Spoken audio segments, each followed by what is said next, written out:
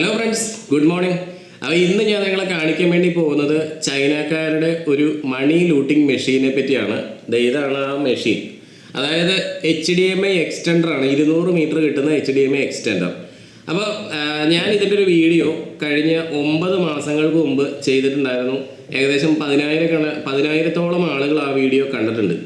അപ്പോൾ ഈ ഞാനിടുന്ന വീഡിയോസ് കണ്ടിട്ട് എന്നെ വിശ്വസിച്ചുകൊണ്ട് കുറേ ആൾക്കാരൊക്കെ പല സാധനങ്ങളും പർച്ചേസ് ചെയ്യുന്നുണ്ട്.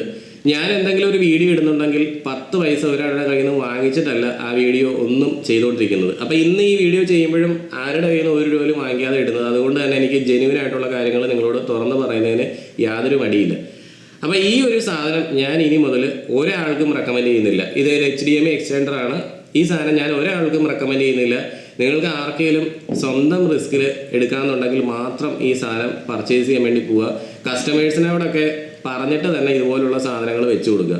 അപ്പോൾ ഈ ഒരു ഡിവൈസിന് കിട്ടുന്ന ഒരു ബെനിഫിറ്റ് എന്ന് പറഞ്ഞാൽ, ഇത് നമുക്കൊരു Cat 6 കേബിൾ ഇട്ട് കഴിഞ്ഞാൽ 200 മീറ്ററോളം ദൂരത്തേക്ക് നമുക്ക് നമ്മുടെ മോണിറ്റർ കണക്ട് ചെയ്ത് വെക്കാൻ പറ്റും. അത് മാത്രമല്ല, ആ 200 മീറ്റർ ദൂരെ ഇരുന്ന് മൗസ് മൂവ് ചെയ്യാൻ പറ്റും. അതായത് നമുക്ക് ഇപ്പോൾ ഇന്നലെ കഴിഞ്ഞു പോയ ഒരു കാര്യം എടുത്ത് നോക്കണം എന്നുണ്ടെങ്കിൽ നമ്മുടെ മൗസ് വർക്ക് ചെയ്യാതെ പറ്റില്ലല്ലോ.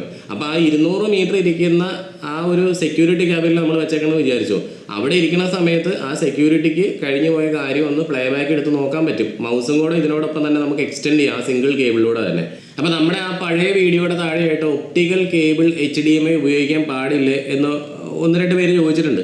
അപ്പോൾ ഒപ്റ്റിക്കൽ കേബിൾ HDMI യൂസ് ചെയ്യുന്ന സമയത്ത് നമുക്ക് ഈ പറയുന്ന മോണിറ്ററിൻ്റെ വീഡിയോ നമുക്ക് അത്രയും ദൂരേക്ക് കൊണ്ടുപോകാൻ പറ്റും. പക്ഷേ ഒരിക്കലും മൗസ് കാര്യങ്ങളൊന്നും അനക്കാൻ പറ്റില്ല. അല്ലെങ്കിൽ നമ്മൾ ഇതുപോലെ തന്നെ ഫൈബർ ഒപ്റ്റിക് കേബിളിൽ വർക്ക് ചെയ്യുന്ന KVM സ്വിച്ച് ഉപയോഗിക്കണം. അപ്പോൾ അതിന് വാറണ്ടി ഗ്യാരണ്ടിക്ക് വരുന്നുണ്ട്. പക്ഷെ അതിന് അന്നേരം അത്രയും വിലയുണ്ട്, 12,000 രൂപയോളം വരെയുണ്ട്, ഞാൻ പറഞ്ഞല്ലോ.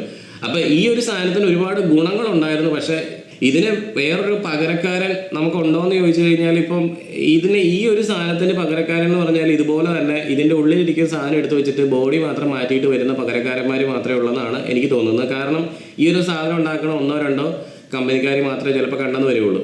ഇപ്പം നമ്മുടെ ആ ഒരു വീഡിയോയുടെ താഴെ വന്നിരിക്കുന്ന കമൻറ്റുകൾ നോക്കുകയാണെന്നുണ്ടെങ്കിൽ ഇഷ്ടംപോലെ കമൻറ്റുകൾ ആൾക്കാർക്ക് പണി കിട്ടിയിട്ടുള്ള കമൻറ്റുകളാണ്. ഇപ്പം ഞാൻ ഈ ഒരു വീഡിയോ ചെയ്യുമ്പോഴത്തേക്കും പല ആൾക്കാരും ചില ആളുകളെങ്കിലും നമ്മുടെ ഈ ഒരു വീഡിയോയുടെ താഴെ കമൻറ്റ് ഇട്ടേക്കാം, നീ അറിഞ്ഞിട്ട് തന്നെയല്ലേ ഈ സാധനം പോയി പർച്ചേസ് ചെയ്ത്, പിന്നെ എന്തിനാണ് അതിനെപ്പറ്റി നെഗറ്റീവ് വീഡിയോ ഇടുന്നതെന്ന് ചോദിച്ചേക്കാം. എനിക്ക് പറയാനുള്ള ഒറ്റ കാര്യം മാത്രമേ ഉള്ളൂ, ഈ പ്രോഡക്റ്റിന് 7,000 രൂപ അല്ലെങ്കിൽ 7,500 രൂപയുടെ വിലയുണ്ട്. അപ്പോൾ ഇത്രയും വിലയുള്ള ഒരു സാധനം സെയിൽ ചെയ്യുമ്പോഴത്തേക്ക് ഇത് വാറണ്ടി ഗ്യാരണ്ടി ഇല്ലാതെ പറഞ്ഞിട്ട് തന്നെയാണ് കൊടുക്കുന്നത്. അതും സമ്മതിച്ചു. വേറൊരു കാര്യം എന്ന് വെച്ചാൽ, ഇത്രയും വിലയുള്ളൊരു സാധനം ഇപ്പോൾ നമുക്ക് 1000 രൂപയുടെ സാധനത്തിന് വരെ സർവീസ് സെൻ്റർ ഉണ്ട്. ഇങ്ങനൊരു സാധനം വാങ്ങിച്ചിട്ടുള്ള ആൾക്കാർക്ക് സർവീസ് ചെയ്യാൻ വേണ്ടിയിട്ട് എന്തുകൊണ്ട് ഒരു സർവീസ് സെൻറ്റർ ഇല്ല? DVRന് പോലും ഇത്രയും വിലയില്ല.